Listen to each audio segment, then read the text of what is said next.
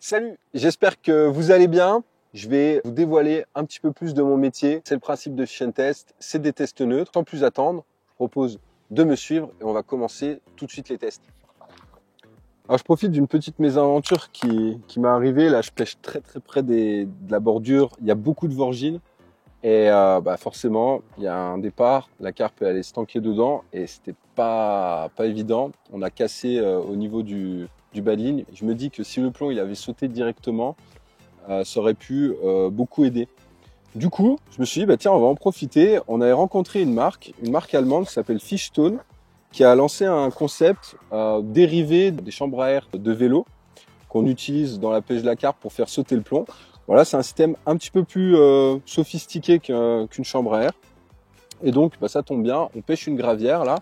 Et donc, qui dit gravière, dit caillou. Donc, je suis allé récupérer un caillou qui était sur ma berge.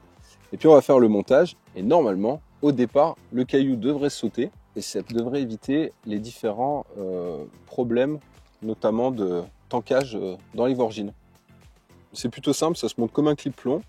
Donc, on peut le voir dans la boîte. Il y a différentes tailles fournies suivant la taille des galets. Différents systèmes d'accroche également.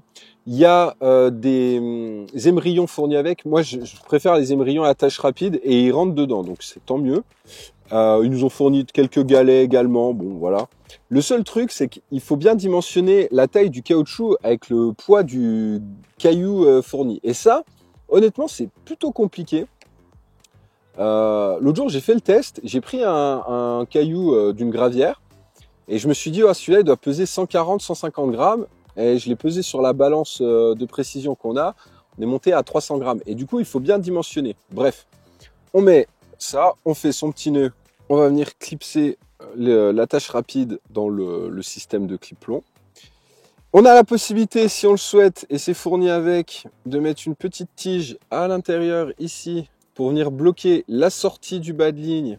Donc là, hop, on vient la replier, d'accord? Moi, personnellement, j'ai longtemps pêché avec un bas de ligne bloqué et je me suis aperçu que c'était quand même bien plus simple, à la fois pour le poisson et pour moi, de le débloquer. Surtout que là, il n'y aura pas le poids.